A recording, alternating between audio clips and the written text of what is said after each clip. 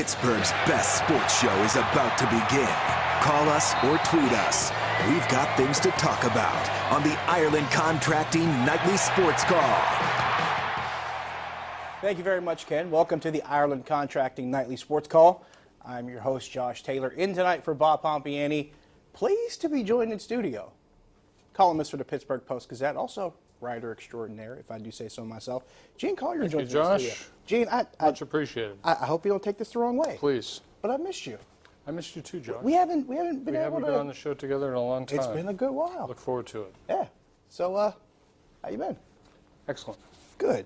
All right, let's start with the news that we're hearing throughout the course of the day here. A couple moves being made in hockey. Erik Karlsson signs an 8-year contract extension. Carl Hagelin gets 4 years, $11 million with the Washington Capitals. We discussed that earlier today on KDKA News at 6. Also, the Rangers make a move earlier in the evening. Jacob Trouba, also a draft pick and another player involved in that swap between the Rangers and the Jets, including the trade last week with Matt Niskanen and Radko Gudas.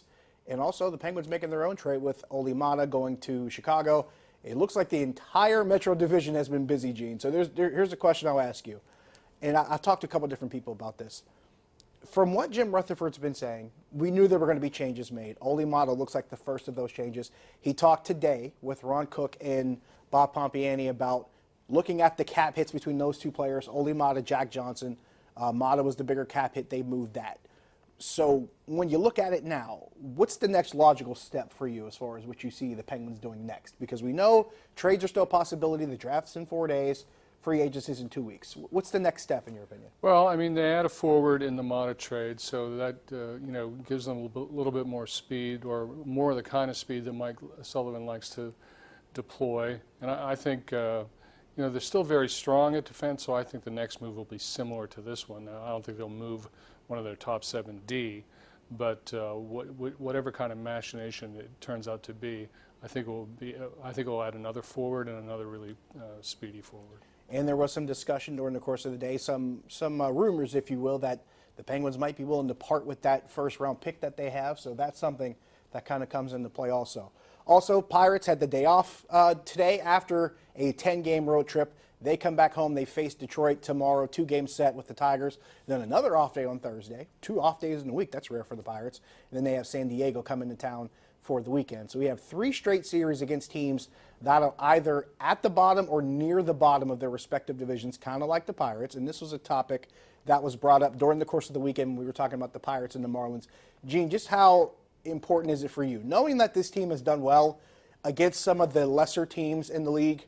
How important is this next 5 games, knowing you're going to face Detroit and you're going to face San Diego? And by the way, San Diego, just sent one of their best young pitchers down because they're trying to limit his innings as well. So there's a couple teams coming in shorthanded for these 2 series. Yeah, I mean, I think the Pirates, Josh, are really at a point right now where it just does not matter who they play. They have to get a win and a bunch of wins against anybody who comes through here. They also have to play a lot better at home than they have. They've been a terrible home team, which is the one thing you should never be. Even when you're a bad team, you should be able to play 500 or better at home, and they are nowhere close to doing that. So they're completely desperate. I don't think it matters who they play.